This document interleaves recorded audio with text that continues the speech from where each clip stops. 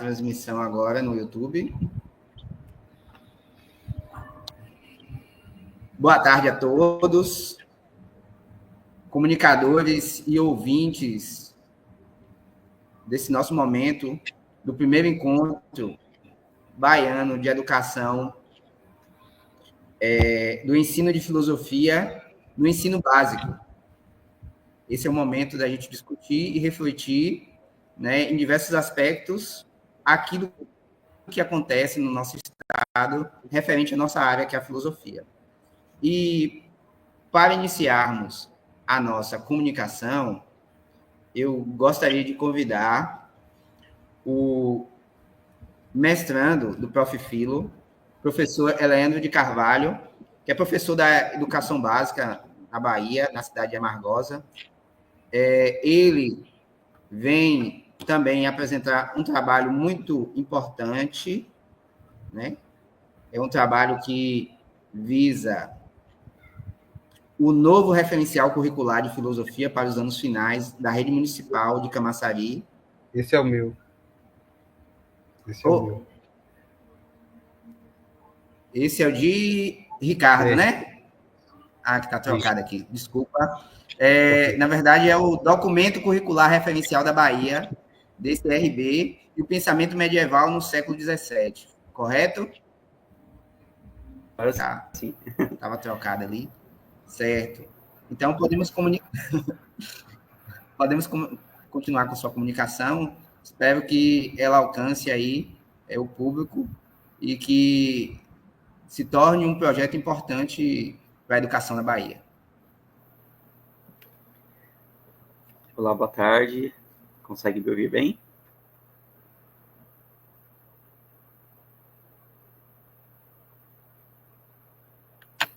Oi.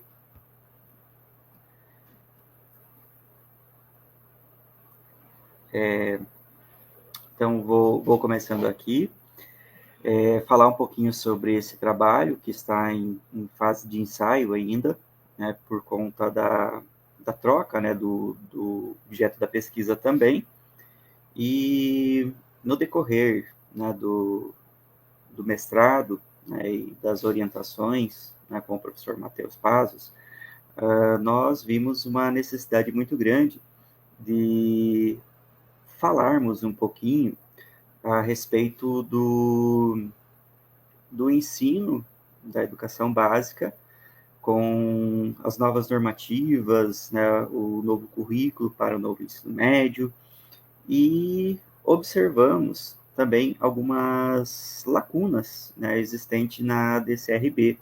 Claro que nós estamos trabalhando ainda com o referencial teórico de 2022, porque até então não tivemos aí novidades, né, concretas, né, apenas algumas atitudes da prática. Então, a filosofia medieval, né, mais especificamente do século XII, é extremamente importante para nós fazermos uma abordagem, né, com os nossos estudantes. Aquilo que consta no DCRB, ele contempla, né, de forma bastante ampla, apenas as concepções da fé e da razão, e foca em duas personalidades conhecidas, acredito, de todos, né, e um recorte temporal muito gigantesco, né, que é de Santo Agostinho a São Tomás de Aquino. Nós pretendemos, a partir, né, desse trabalho, focar mais especificamente no século XII, e tendo como referência, como uma referência primária, o autor, pensador Hugo de São Vítor.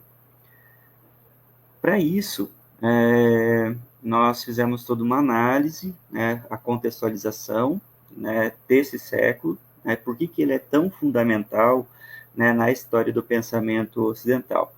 Porque é nesse momento da história, né, que o conhecimento filosófico ele entra em choque novamente com a tradição greco-romana, a partir das diversas tradições religiosas, né, tanto dos cristãos, né, a tradição judaica e principalmente a tradição islâmica, que traz novamente à tona algumas discussões que foram perdidas ao longo do período medieval, né, por conta de todo o processo como foi ocorrendo, né, principalmente da perseguição do pensamento, o surgimento das heresias e tudo mais. E, neste momento da Idade Média, começa um movimento, né, poderíamos dizer um pré-renascimento, buscando uma sistematização do saber. Esse saber que busca que vai fornecer a base epistemológica posteriormente para a ciência, para a teologia e para as discussões da ética também. Questões como a natureza do conhecimento, da moralidade e da própria existência do ser humano, da mesma forma como ecoam na nossa atualidade. Né? Então, começa aí esse movimento, né, na busca, né, por investigar racionalmente. Claro que aqui, nesse momento, ainda nós estamos falando sempre de um período voltado mais para as concepções religiosas, mas terão também contribuições muito importantes nesse momento. O que acontece? No século XII, como eu já citei, há uma reconquista do conhecimento clássico, né? A consolidação das instituições religiosas e a formatação das instituições educacionais. Né? As primeiras universidades estão surgindo em diferentes partes da Europa e começam a sistematizar também todo esse conhecimento. O Ocidente europeu começa a ser reabastecido, né, de textos filosóficos traduzidos tanto do grego, né, como do árabe. O estabelecimento das universidades, né, lá no finalzinho do século XI, a Universidade de Bolonha e a Universidade de Paris, né, já no século XII, tendo como personagens, né, mais, digamos, evidentes o filósofo Avicena, né, e também o filósofo Averroes.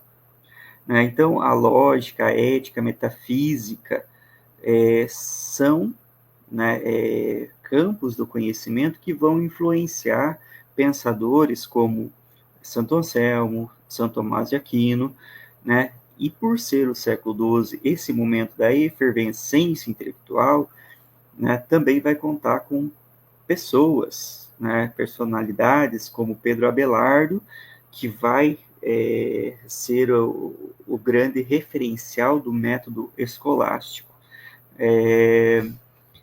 Depois, né, como já citado também, o Santo Anselmo de Cantuária, ele vai buscar uma prova ontológica para a existência de Deus, né, tendo lá, resumindo lá uma parte do seu pensamento, dizendo que a própria ideia da existência de um ser supremo já é a garantia da existência dessa divindade.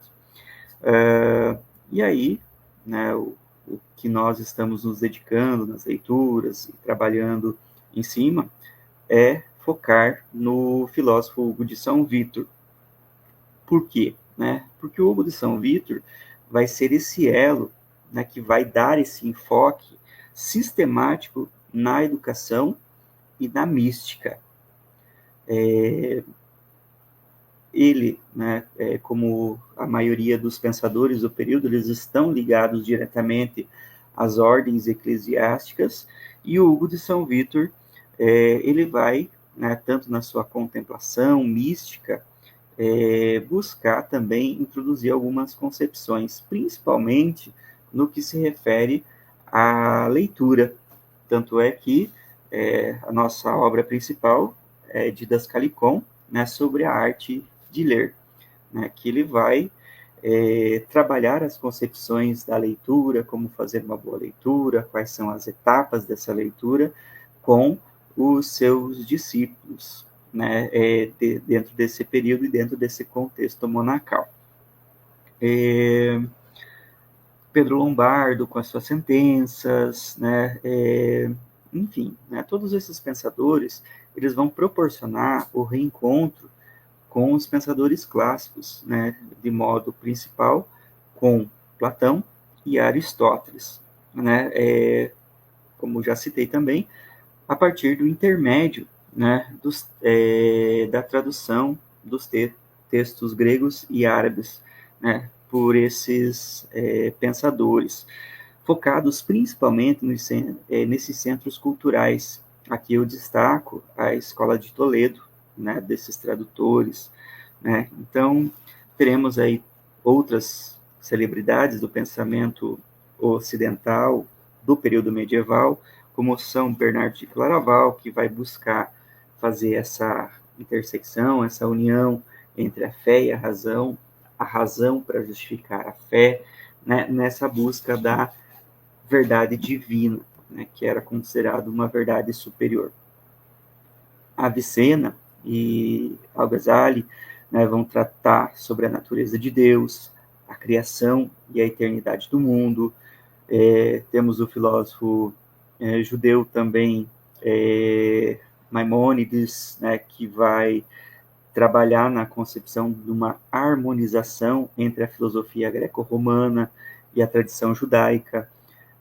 As universidades serão extremamente importantes nesse período, né, nesse renascimento, conforme eu citei, por conta do debate, né, e do rigor acadêmico, né, que vai, né, proporcionar bases, vai consolidar essa revelação divina e essa razão humana nessa busca da verdade absoluta, né, fazendo com que uma não exista sem a outra.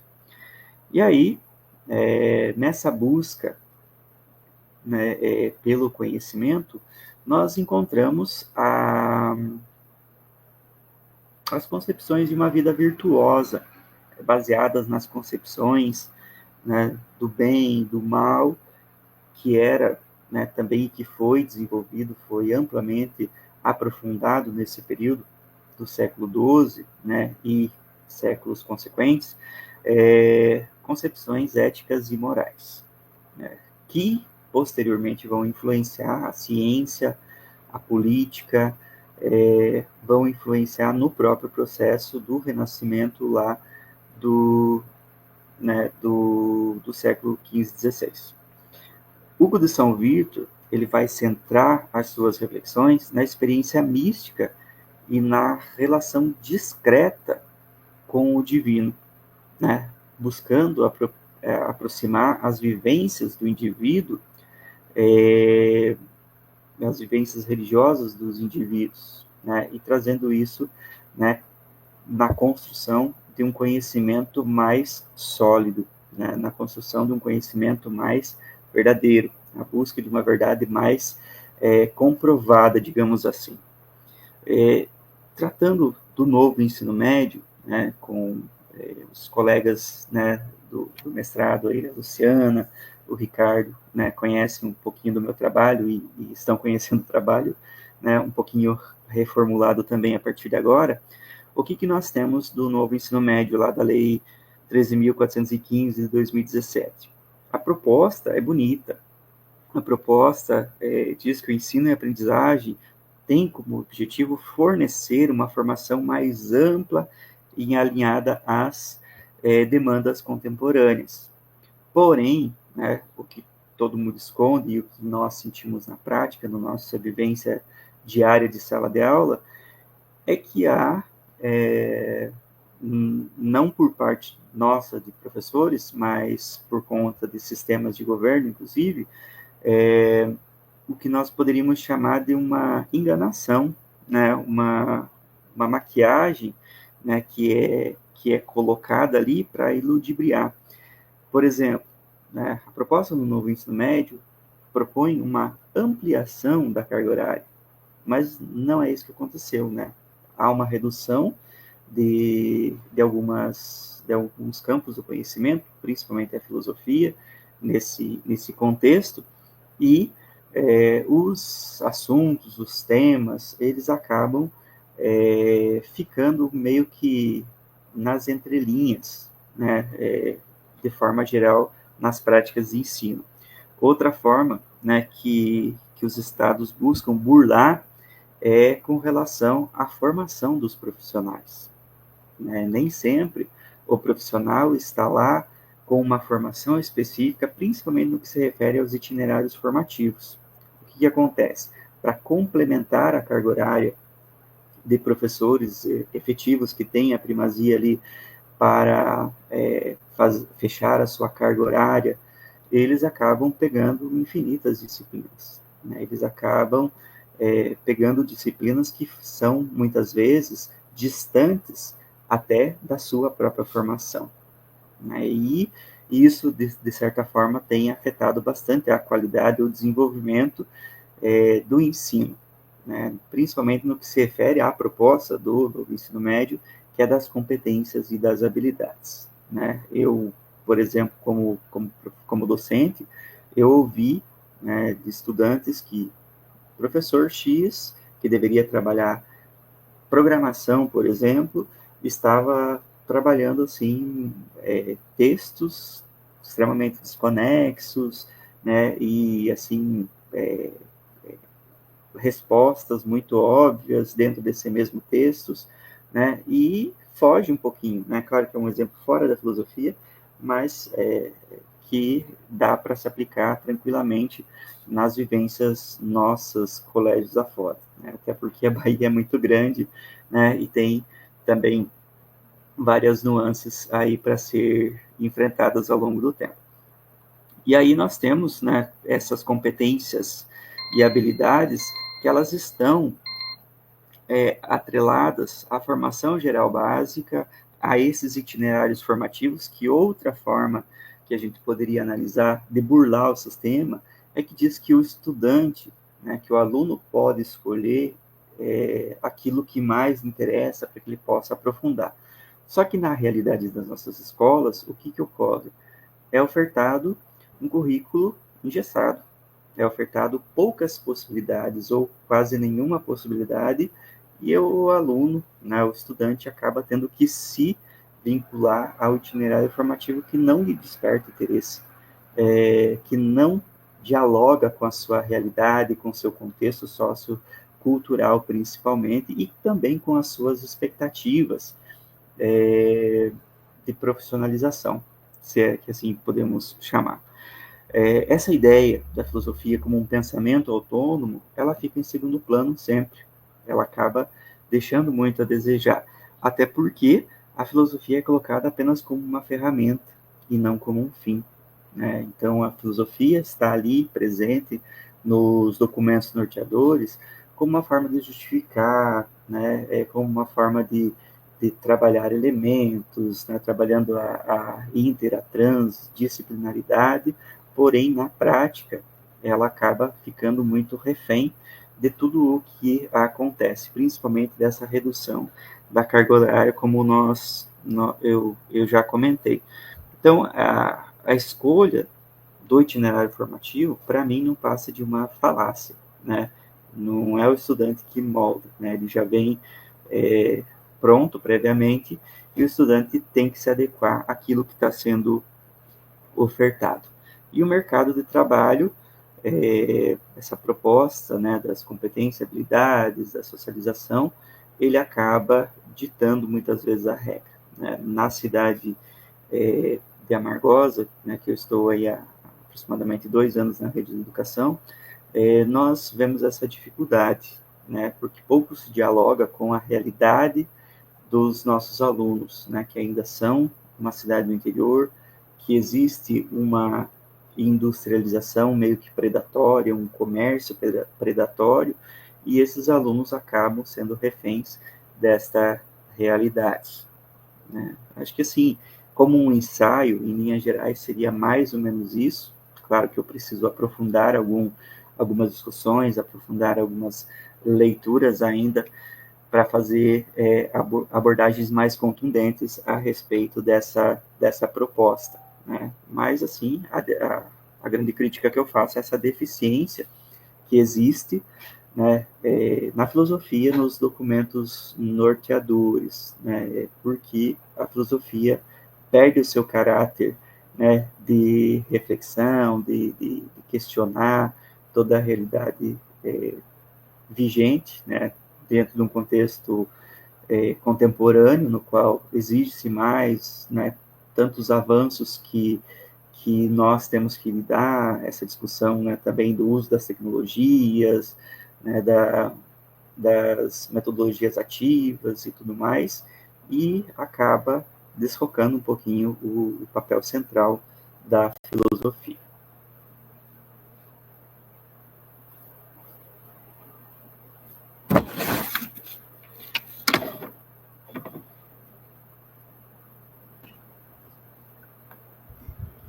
Muito obrigado, professor Leandro, viu?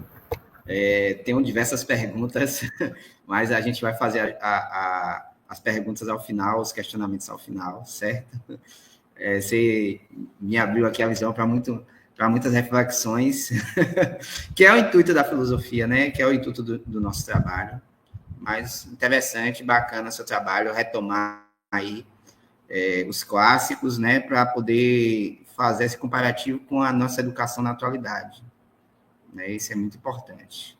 E nesse momento, já encerrando com o professor Leandro, passo agora a convidar o professor Ricardo, mestrando do Prof. Filo, né? Ricardo de Araújo de Santiago, mestrando do Prof. Filo, professor da Educação Básica do Estado da Bahia e do município de Camaçari, e apresenta para nós, como forma de comunicação e de discussão e reflexão, o novo referencial curricular de filosofia para os alunos de filosofia para os anos finais da rede municipal de Camaçari e o desafio de um ensino descolonizado. Hein? Uma boa questão, hein? Será como estamos com esse ensino descolonizado, Ricardo Araújo? Então, fique à vontade, como eu falei, a gente tem 20 minutos para cada comunicação, e agora é seu momento. Boa tarde a todos, espero que estejam me escutando. Introdução. Como foi apresentado, meu nome é Ricardo Santiago, eu sou professor da rede estadual da Bahia e também da rede municipal de Camaçari, já há mais ou menos uns 16, vou fazer 17 anos. E em Camaçari eu dou aula de filosofia para os anos finais do ensino fundamental, 6º ao 9º ano, numa carga horária de 20 horas semanais. Então, é uma realidade que, diante do que está acontecendo na rede estadual, né, diante do que está acontecendo no ensino médio com a filosofia, então é de certa forma, um sonho, né, no sentido de ter uma carga horária como essa, de 2 horas aula semanal, do 6º ao 9º ano, para poder trabalhar filosofia. Né? Então, em primeiro lugar, trabalhar a questão da decolonialidade do currículo, do ensino, no ensino fundamental, tanto no ensino fundamental quanto no ensino médio, se constitui um desafio, né? Um desafio na medida em que nós fomos formados, tivemos uma formação inicial, uma formação acadêmica, pelo menos aqueles que já são formados há pelo menos uns 15 a 20 anos, numa formação eurocêntrica, né? Formação filosófica eurocêntrica, que tem como o eixo principal, a tradição reconhecida, né? Como aquela tradição que vem da Grécia para a Europa e de lá para o resto do mundo, desconsiderando totalmente a existência do pensamento filosófico em outros cantos do mundo, né? Então, é um desafio porque exige de nós uma mudança de mentalidade, uma mudança de postura, uma formação continuada de leituras novas, né? Então, algum tempo atrás, e não faz tanto tempo assim, talvez há 2 anos atrás, quando eu nem fazia parte ainda do Profilo, do mestrado profissional, conceitos como decolonidade, conceitos como eurocentrismo, conceitos como epistemicídio, e mesmo filosofia brasileira, filosofia africana, eram totalmente inexistentes, né, na nossa consciência de professor, certo? Então, não se fazia filosofia no Brasil, né, não existia filosofia brasileira, existia filosofia no Brasil, e assim fomos formados, né, e hoje temos esse grande desafio de desconstrução e reconstrução do nosso modo de pensar e também do nosso modo de dar aula, né? De trabalhar a filosofia, tanto no ensino médio quanto no ensino fundamental. E o que eu vou apresentar hoje é justamente esse desafio num processo de decolonizar o currículo de filosofia na rede municipal de Camaçari. Então, ao apresentar, eu fiz essa comunicação com base nos novos referenciais curriculares de filosofia de Camaçari. Foi um documento que foi construído e lançado em 2024, que norteia todo o ensino de filosofia no município, né, para todas as escolas, e a partir desse documento, que é o referencial curricular do município, cada escola, cada unidade escolar e os professores que nela atuam como professores de filosofia precisam encarnar esse documento no contexto da sua história, da sua escola, né? Dentro também da linha filosófica ao qual o professor se sente inspirado, se sente iniciado, se sente adota, né? E traduzir isso em um documento de âmbito escolar, que são as matrizes curriculares de filosofia da unidade escolar, né? Então, esse é o desafio, de trazer o conteúdo, o que é previsto para o município de forma geral, para encarnar em cada escola.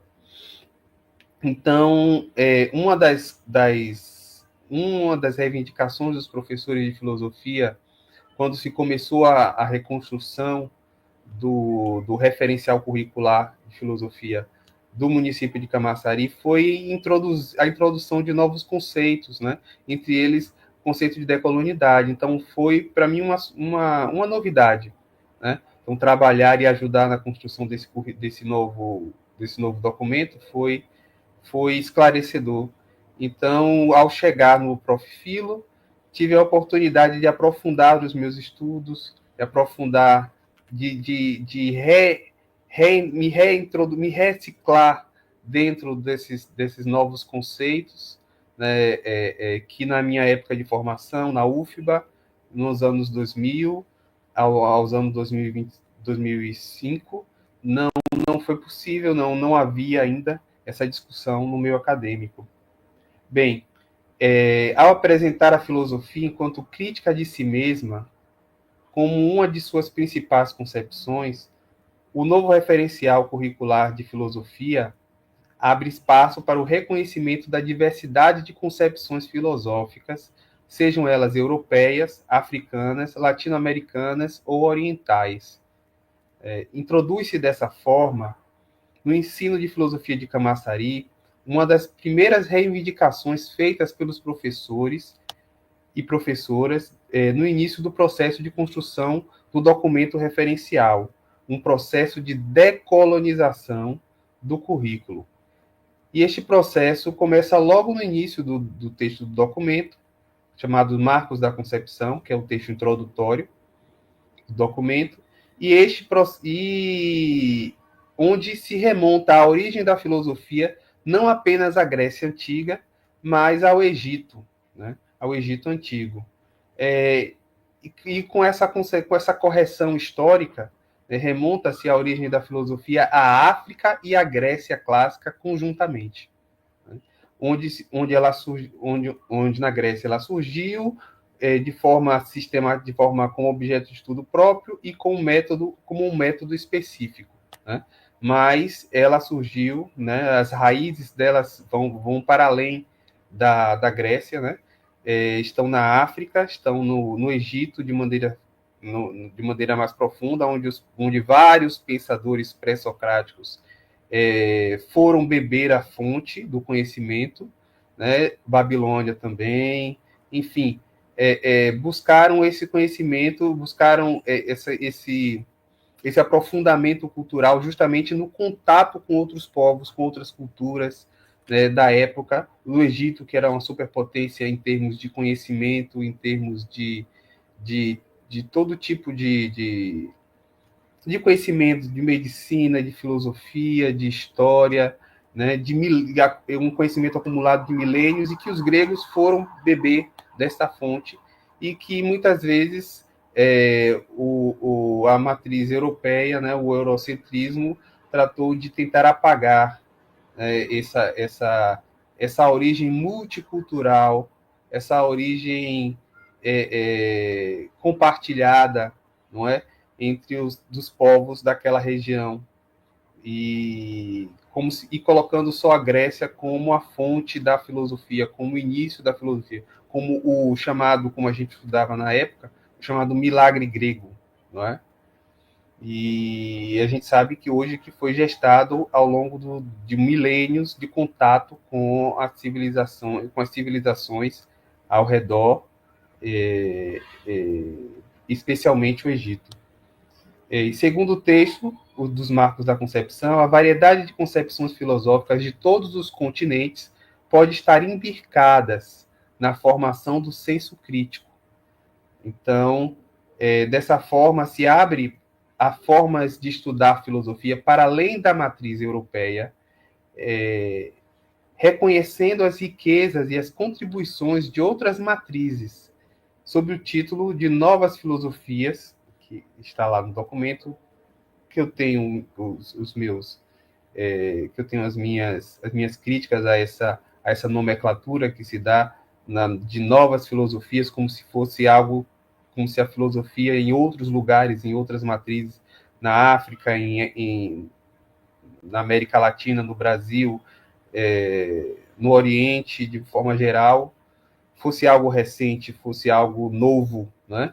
Novo é para nós, novo é para os filósofos vindos de uma formação eurocêntrica, mas são tradições filosóficas milenares, são tradições filosóficas que se pedem, inclusive, na própria datação do tempo. Bem, ao construir as matrizes curriculares de filosofia de suas respectivas unidades escolares, as professoras e os professores de filosofia devem estar atentos a incluir propostas que contemplem a prerrogativa da Lei 11.645, de 2008, que institui a obrigatoriedade do ensino de história afro-brasileira e indígena. Além desta também, né, a gente é bom lembrar, porque é muito recente, deve estar atento à Lei 14.986 de 2024, que inclui a obrigatoriedade de abordagens fundamentadas nas experiências e nas perspectivas femininas nos conteúdos curriculares do ensino fundamental e médio. Então, a introdução no novo referencial curricular destes novos conceitos, né, dessas novas formas de compreender, né, a questão da afrodescendência, a questão da ancestralidade, a questão dos epistemicídios, do pensamento decolonial, no ensino fundamental, são importantes conquistas, né? São importantes conquistas, não somente por uma questão de atualização dos currículos diante da obrigatoriedade da lei ou das discussões acadêmicas e sociais da atualidade, mas porque tratam e refletem problemas vivenciados cotidianamente pelos estudantes das escolas públicas de Camaçari, Bahia, que em sua maioria é afrodescendente e é composta também de outras matrizes culturais, como dos povos originários, quilombolas, ciganos, migrantes de outras regiões do Brasil que vêm trabalhar no polo petroquímico e que acabam sendo matriculados em nossas escolas, e até mesmo de outras nacionalidades, como já ocorreu, né, e que habitam o nosso território, no território do município.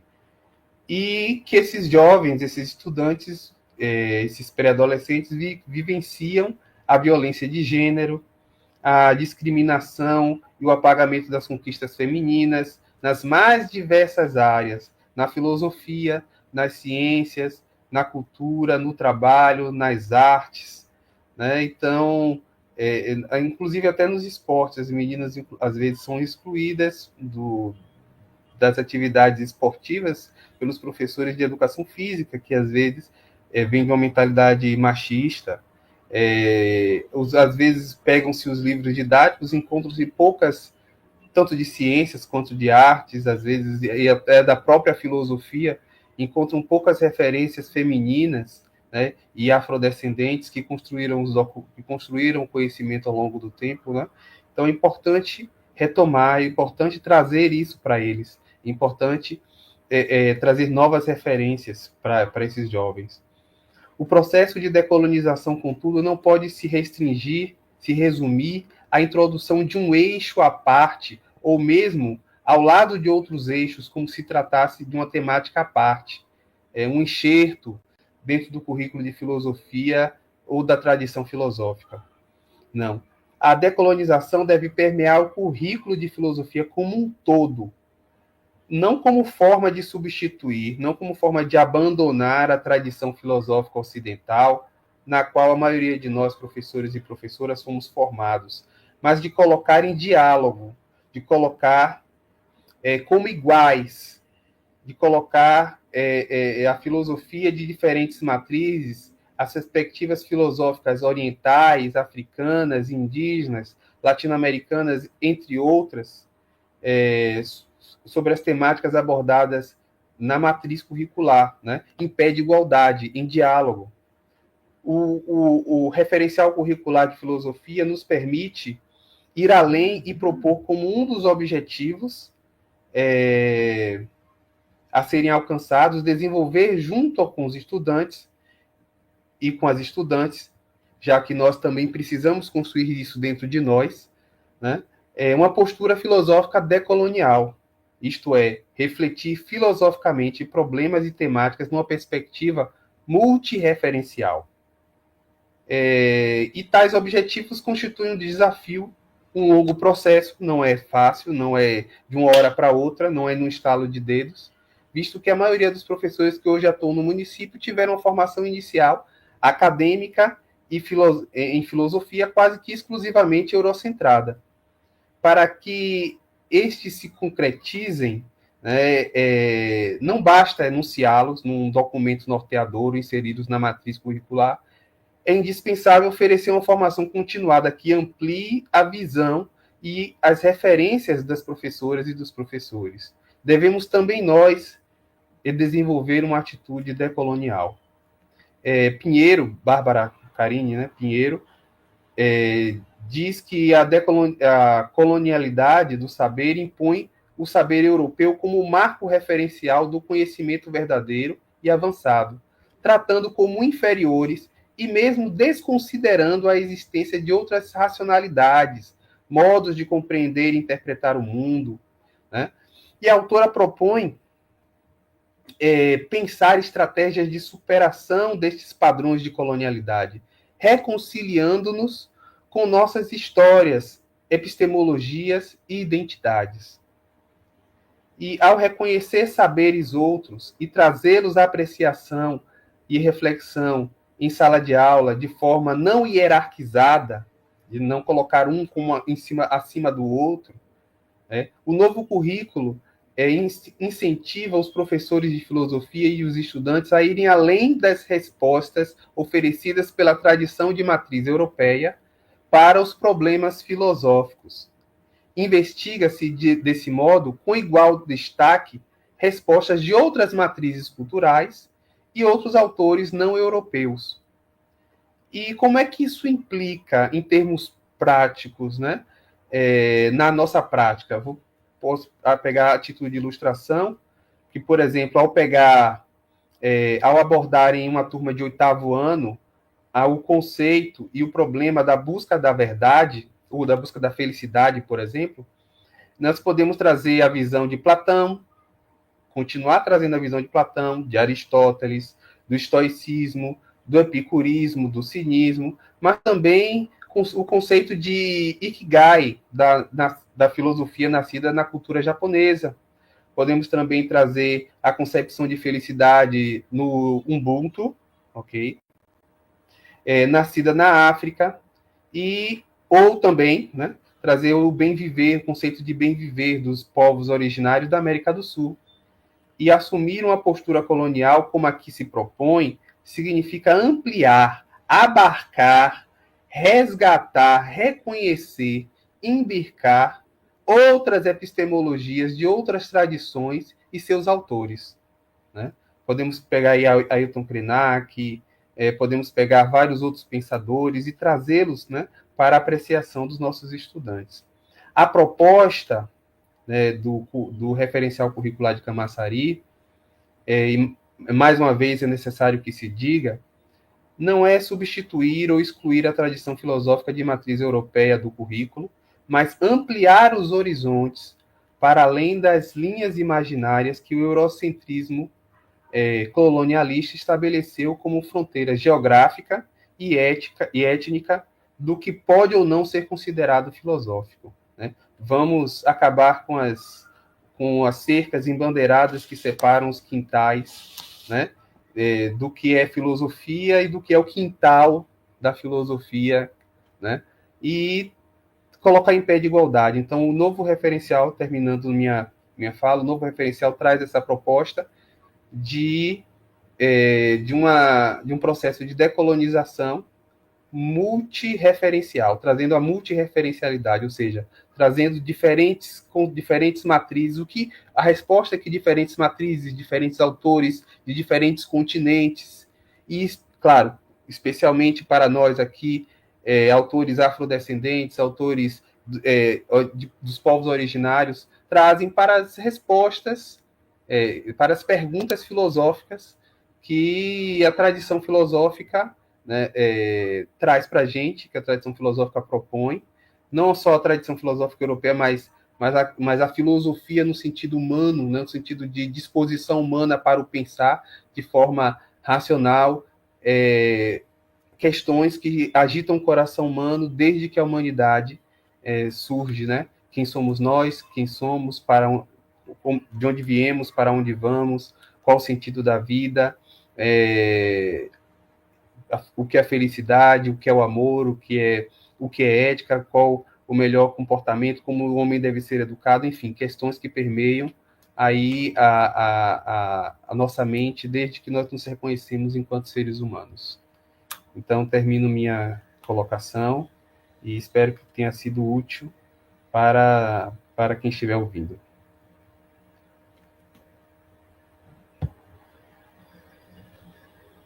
Ok? Ok. Tá, meu. Isso, Ricardo. Que bom, que maravilha. Eu não vou falar agora, não, mas seu pensamento me fez lembrar muito de um autor aí que eu vou citar nas colocações finais, até para questionar você, né, para ampliar, talvez, o espectro das noções que você traz aqui hoje. Certo? Muito obrigado pela sua comunicação, viu? E que a gente possa retomar agora novamente as nossas comunicações com também a aluna do Prof. Filo, certo? Luciana da Silva Muniz, né? E ela traz a comunicação sobre os saberes indígenas e africanos na filosofia do ensino médio. Perspectiva a partir do DCRB. né? A gente está percebendo que tem ligação, né? Porque o colega Ricardo traz muito dessas questões e a gente aprofunda com você nessa sua comunicação, Luciana. Que você possa nos trazer novas fontes, novos conhecimentos. Viu? É com você. Obrigado, Luciana, por esse momento. Obrigada, meu querido. Boa tarde, então, a todos. Estão conseguindo me ouvir direitinho? Sim, sim. Pronto. Então, eu sou Luciana Muniz, né? Também estudante do Prof. Filo e colega tanto de Leandro quanto de Ricardo. Nosso núcleo fica em Amargosa, na Bahia. E, realmente, né, os três, quando a gente viu que estaríamos juntos, foi uma felicidade, né, e perceber que tem ligações nos nossos trabalhos, né, eu e Leandro trabalhando com o DCRB, Ricardo, apesar de estar fazendo essa matriz curricular de Camaçari, também acaba utilizando, né, a questão do DCRB, que é o nosso documento curricular referencial do Estado da Bahia. E aí, a minha pesquisa, no mestrado, ela nasce no chão da sala de aula. Ela tem a ver com minhas vivências, né? E em 2022, o nosso currículo ele foi aprovado e em 2023 ele começa a ser posto em prática. Então, quando eu retorno para a sala de aula do ensino médio, eu já me deparo, né, com esse novo currículo, com novas perspectivas do ensino de filosofia, porque eu passei um tempo afastada, eu sou efetiva do Estado, mas eu fiquei, minha escola municipalizou, e eu fiquei durante 5 anos na educação, né, do fundamental. E quando eu retorno, eu já me deparo com esse novo cenário e os colegas, os professores da unidade escolar, já com uma certa angústia, né, em relação a esse novo cenário educacional, porque a gente já tinha passado pela questão da implantação do novo ensino médio, vinha agora com o novo currículo baiano, né, veio a BNCC, o novo currículo baiano, e esse novo currículo, ele traz nuances que anteriormente a gente não tinha experimentado no ensino de filosofia. Então, quando eu começo a planejar, né, fazer o planejamento anual, observo a diferença que a gente tinha, né, nos conteúdos que nós iríamos trabalhar. Então, em toda a minha vida profissional, né, a experiência que eu tinha era de trabalhar a história da filosofia, né, a história da filosofia europeia. E aí, quando eu me deparo com o DCRB, né, porque a gente tinha que colocar em prática aquilo que está lá no currículo, no documento, eu vejo que ele já traz algumas mudanças, né, que os conteúdos de filosofia agora não falariam só da filosofia europeia, mas ele tinha conteúdos que iriam trabalhar mitologias, né, africanas, dos povos originários, que ele iria tinha essa abertura para trabalhar filosofias, mitologias orientais. Então, aquilo já me chama a atenção. E começa a me indagar, a me questionar, né, se essa resistência de alguns colegas em trabalhar com essa nova dinâmica era apenas, né, pelo novo, pela diferença, por nunca ter tido contato, se tinha a ver com a falta de formação, porque a maioria de nós, né, quem esteve nas universidades até 2010, né, acho que até 2014, que aqui tem uma obra, né, Renato Nogueira, ele nos mostra, né, um pouco de que esse ensino de filosofia ele era eurocentrado, né, ele inclusive cita o FRB com essa questão dessa sair na dianteira, né, com esse estudo das filosofias africanas. E aí aquilo me deixa, né, bastante instigada, estimulada a entender o porquê, mas me deixa também feliz por um lado, né? É o novo, é o diferente, a gente vai entender como isso vai se dar na prática, mas a gente já vê uma abertura, né? Já vê uma outra possibilidade. Agora, nós vamos ampliar nossa visão e perceber que não só o europeu fez filosofia, perceber que a história da filosofia europeia ela é importante, mas nós vamos poder mostrar aos nossos alunos que existem outras filosofias. Então, a pesquisa que eu venho desenvolvendo no mestrado, ela busca justamente compreender, né, sobre esses saberes, esses conhecimentos indígenas e africanos lá no DCRB, né, como é que eles aparecem no DCRB, que proposta eles trazem, o que muda nesse ensino de filosofia a partir disso. E eu vou analisar justamente esse ensino de filosofia a partir da minha prática, né, no colégio onde eu leciono. É um colégio que hoje é um colégio de tempo integral, mas quando eu começo a pesquisa, ele ainda não era, né? Então, lá em 2023, que foi o primeiro ano que a gente vem implantando e trabalhando com a perspectiva do DCRB, o colégio ainda não era de tempo integral, né? Com a mudança trazida pelo novo ensino médio, as aulas de filosofia diminuíram, né? Então, a gente tinha uma aula de filosofia nesse novo currículo do ensino médio. Com o advento, né, com a adoção do tempo integral na escola, a gente percebe que as aulas de filosofia também, né, vão continuar uma aula, né, em cada turma.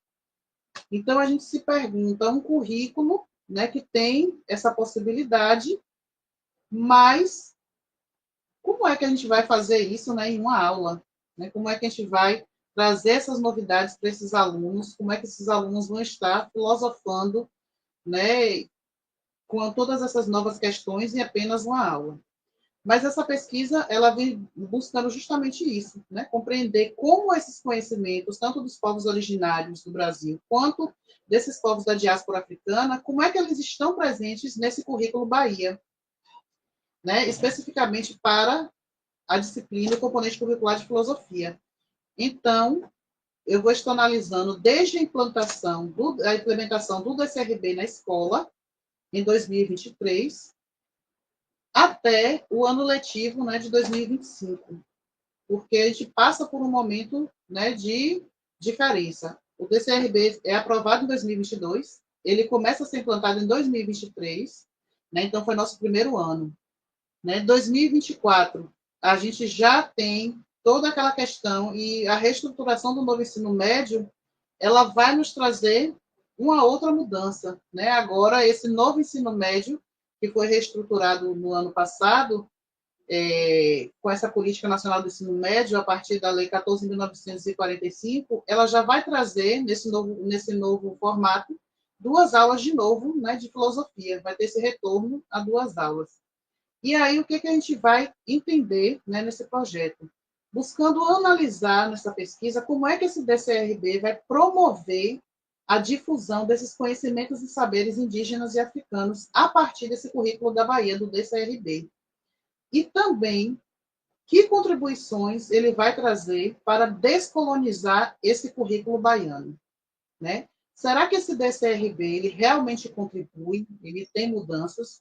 E aí, para isso, a gente já vai analisando desde lá, da primeira lei, né, que foi lá a Lei 10.639 de 2003 e a Lei 11.645 de 2008. Né? Que efeitos dessas leis? Será que elas trouxeram alguma mudança no ensino de filosofia nesse momento?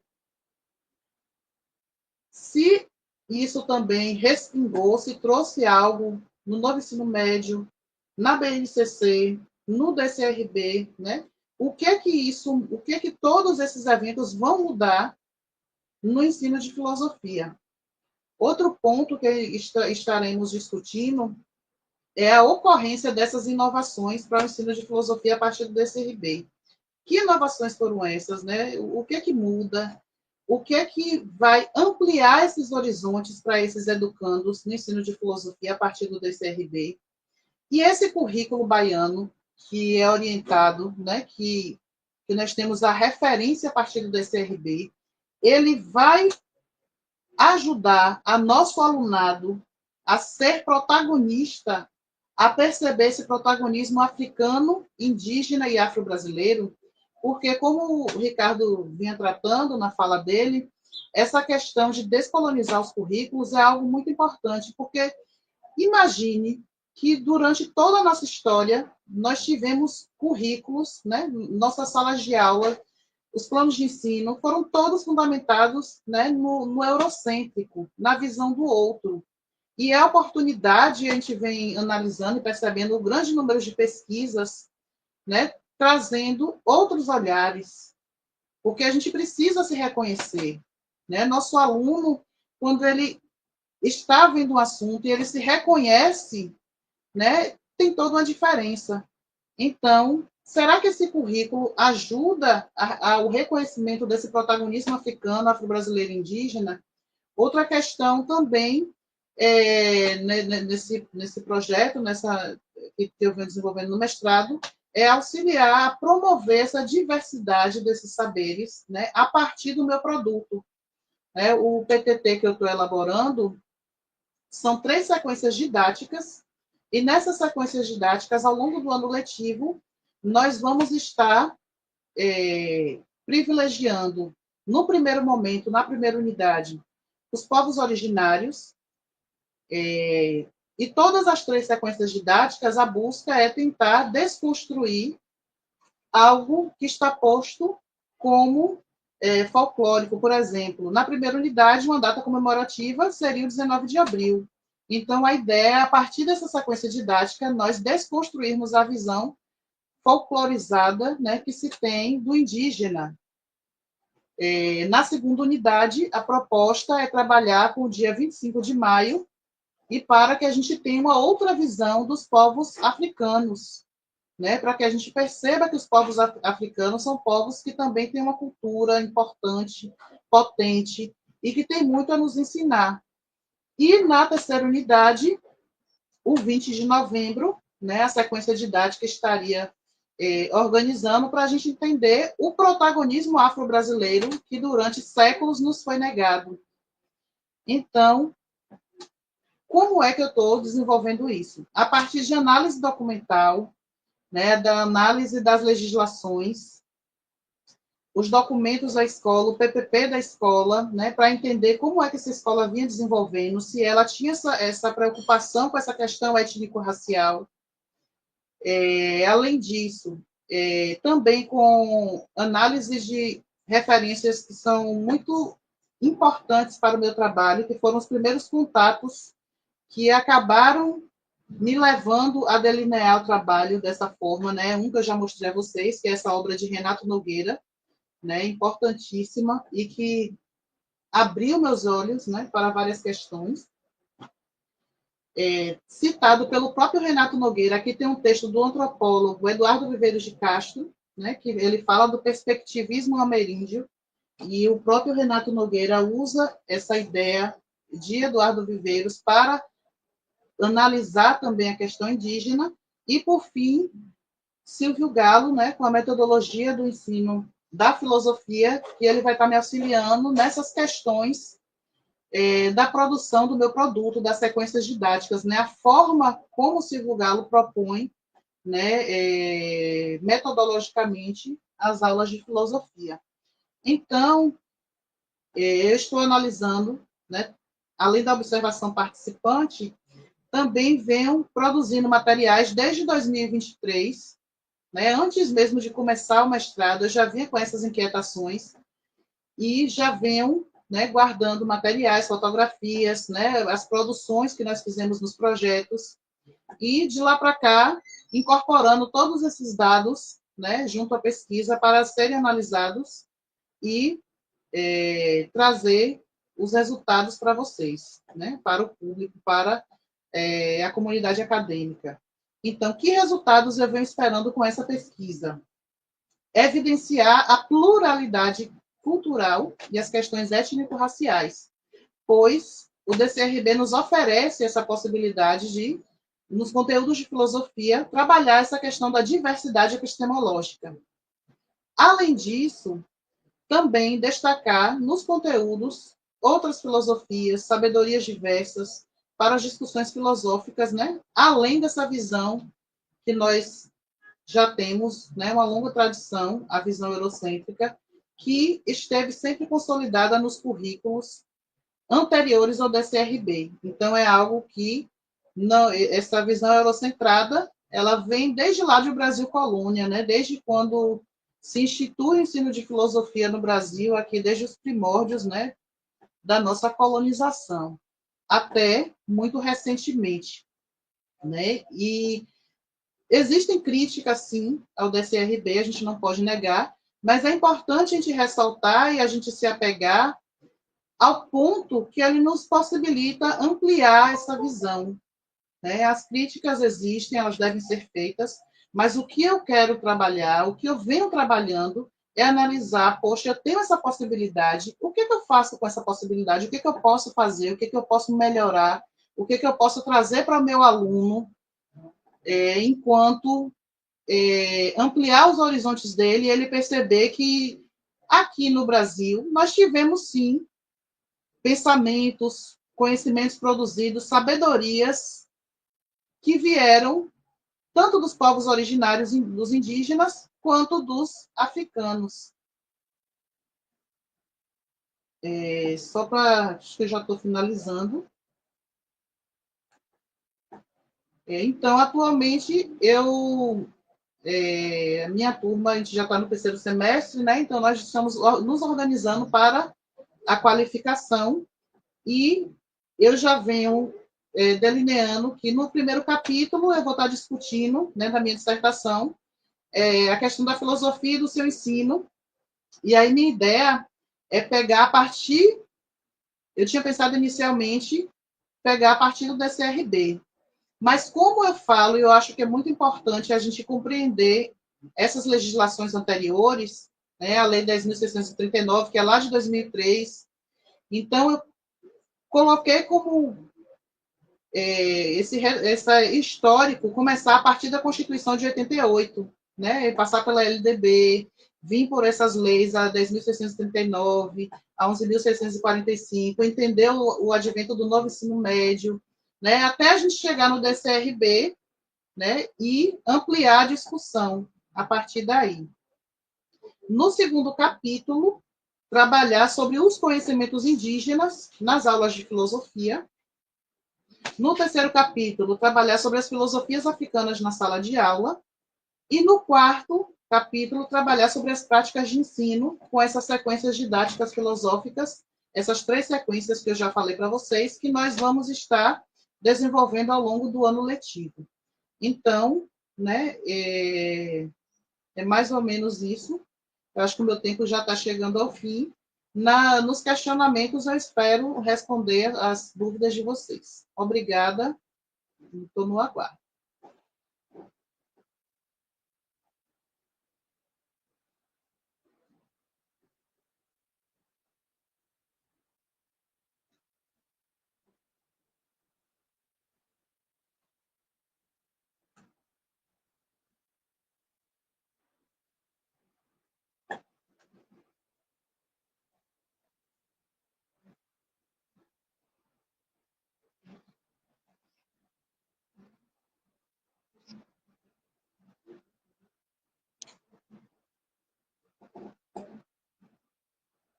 Prontinho, acho que finalizei, Tiago.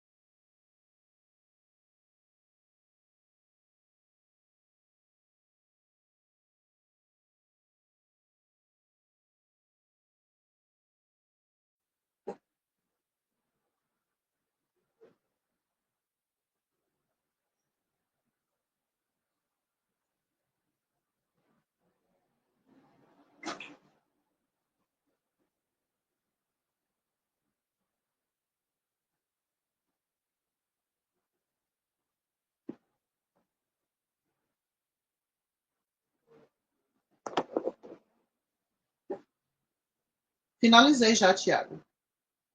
Eu acho que se vocês tiverem algumas dúvidas, eu respondo, né, aqui durante a próxima fase.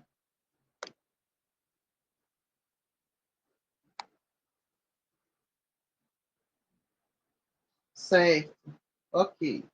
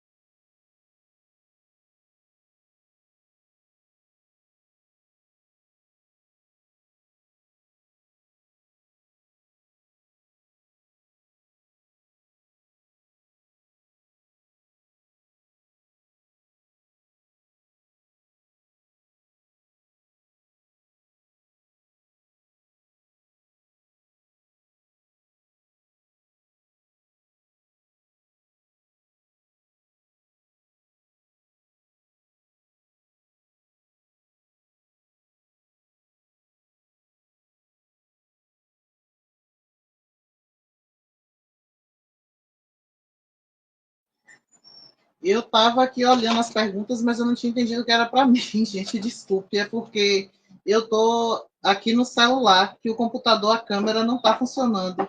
Então, eu estou aqui no celular. Eu tenho que sair da tela para ir para a pergunta, mas eu anotei aqui as perguntas. Né? Qual a relação do professor de filosofia com as novas redes sociais em que pensar é rápido no sentido de aprender e esquecer? Realmente, né, a gente tem visto que no geral, a escola, né, a educação passa por essa concorrência com as redes sociais, uma concorrência desleal, né, porque com certeza é muito mais interessante. O aluno consegue achar um mundo de possibilidades na internet, nas redes sociais, né, professores que estão ali se preparando, né, só para chamar atenção, né, muitas vezes os outros formatos de sala de aula bem diferenciados, né, bem atrativos, que a gente, infelizmente, não tem possibilidade, né, principalmente se a gente pensar na rede pública, muitas vezes a gente não tem, de jeito nenhum, como preparar uma aula tão atrativa. Então, a nossa relação, né, da filosofia hoje com essas novas redes sociais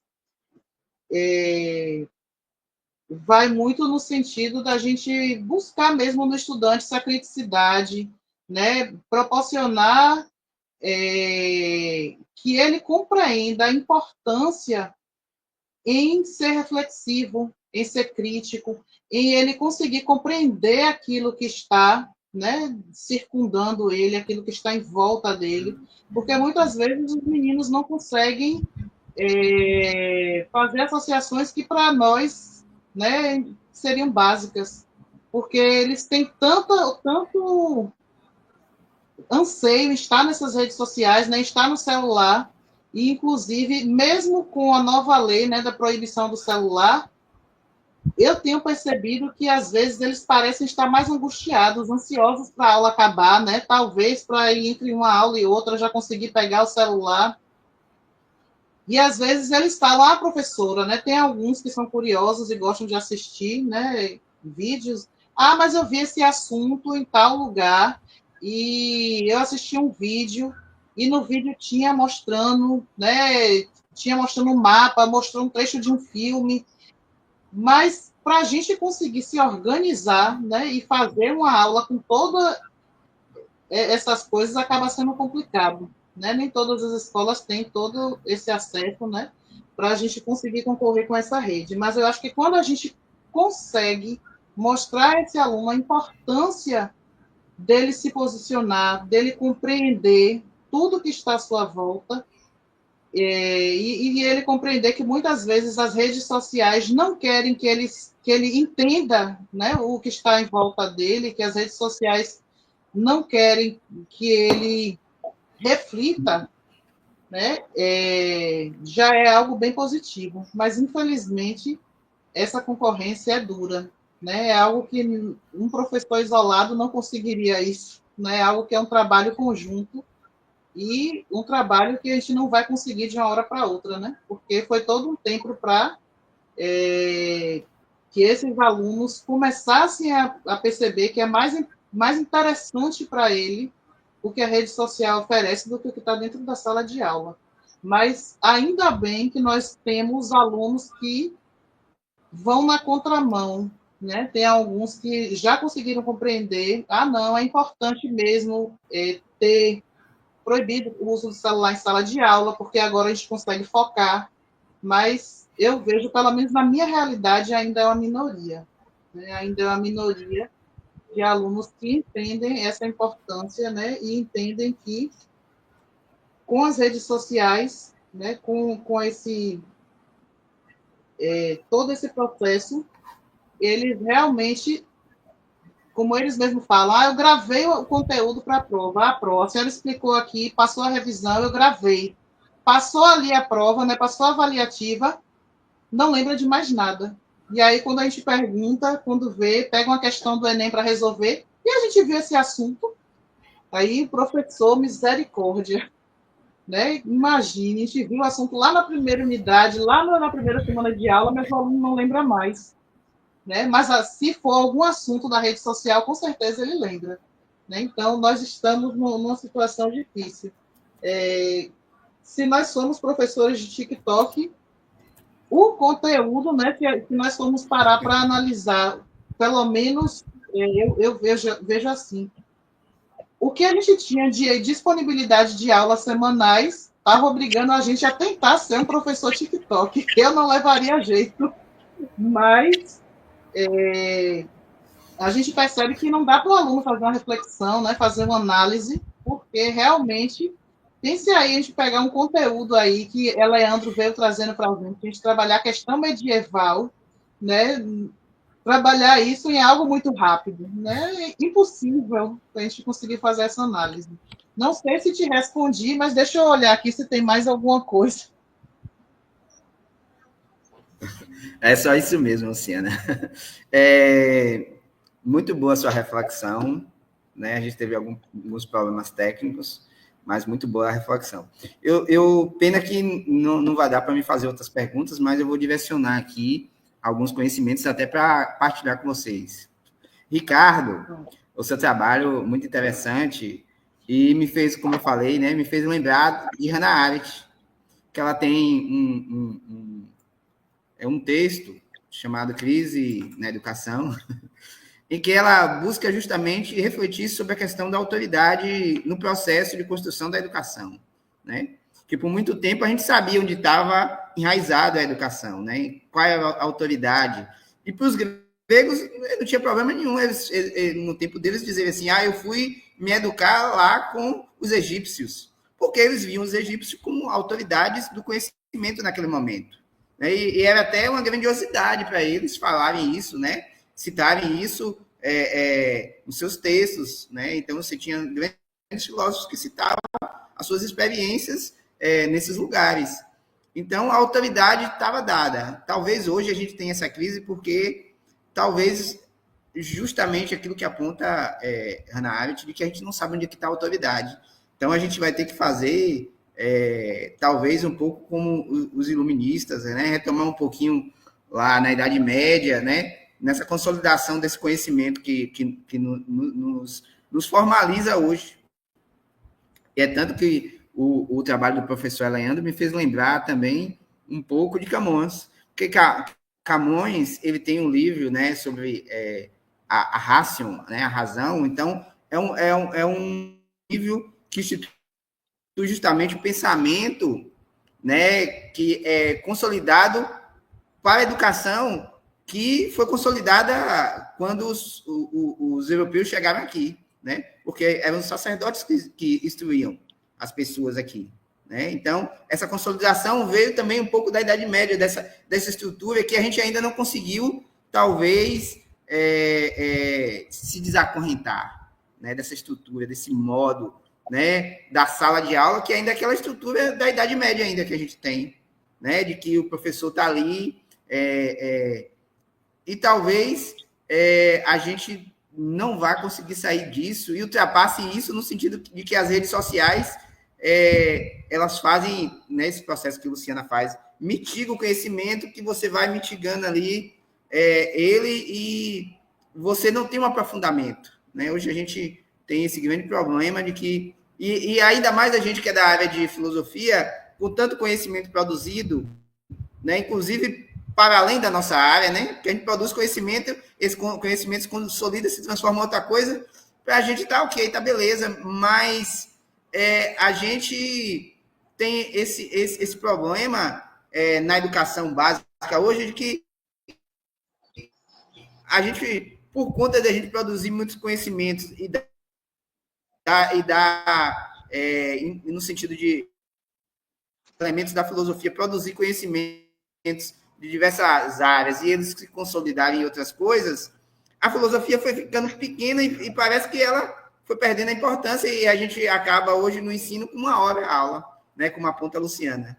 E essa 1 hora aula dá mesmo para a gente refletir alguma coisa, da gente pensar. É por isso que quando eu coloco aquela questão de que somos professores TikToks, no sentido de que o conhecimento que a gente tem para passar é muito, mas o tempo é curto, né? O TikTok é um vídeo de 1 minuto, Então, assim, a gente pegar a grandiosidade da filosofia e tentar reduzir uma parte do conteúdo em uma horinha ali. E aí, na outra semana, o aluno não lembra de nada, igual no TikTok. Ele passou lá os vídeos, 1000 vídeos, ele também não vai lembrar de nada depois. Né? E aí, a gente não constrói um conhecimento consolidado nem para a filosofia, nem para outros conhecimentos. Né?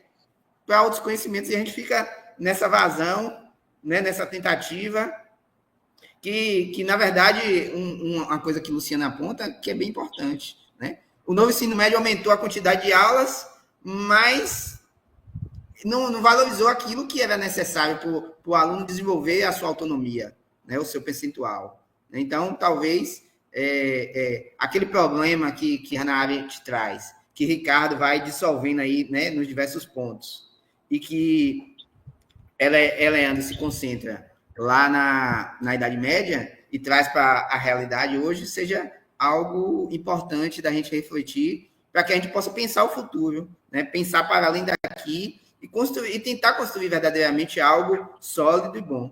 Né? Então, encerramos por aqui nossa comunicação com esse intuito de que esse processo, né, de consolidação do ensino da filosofia ele tem esse intuito, né, de amplitude, de melhor ser desenvolvido no aluno, seja melhor consolidado no seu aprendizado. Certo? Então, obrigado, Ricardo, obrigado, Leandro, obrigado, Luciana, viu, pela participação de vocês, e que a gente possa, para além daqui, discutir essas questões, né, se vocês precisarem de ajuda, eu estou num profilo diferente do de vocês, mas é importante a gente compartilhar esses conhecimentos para que a gente possa elevar o nosso trabalho, né, as nossas atividades e fazer com que elas se concretizem verdadeiramente, não seja só algo mitigado. Pode falar agora, se despedir, por favor, vocês. Obrigada pela oportunidade, né, pela partilha, e eu espero que com essa reestruturação desse ensino médio, né, voltando a ter 2 aulas de filosofia, que no futuro próximo nós tenhamos experiências melhores para partilhar aqui, né, em outros espaços, em outros momentos. Né? Muito obrigada pela oportunidade. Justo. Certo.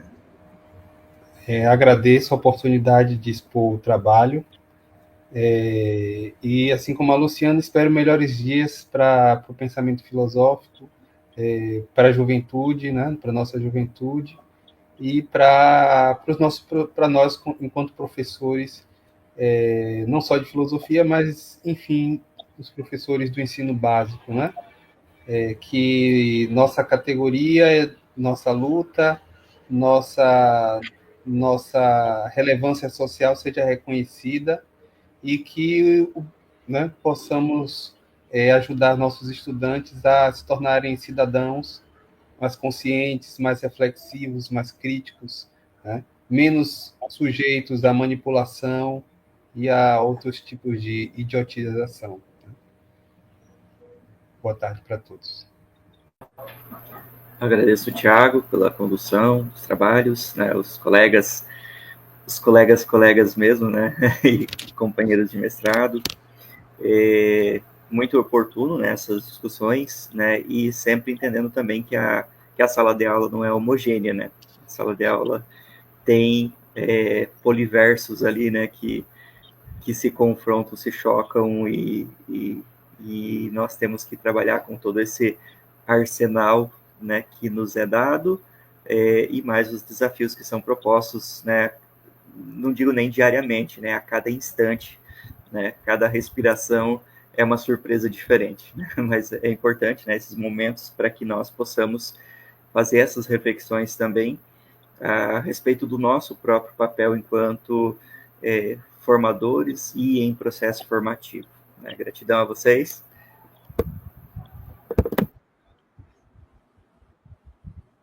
Certo, então boa tarde a todos, muito obrigado, viu? Palmas para vocês, obrigado pelos trabalhos.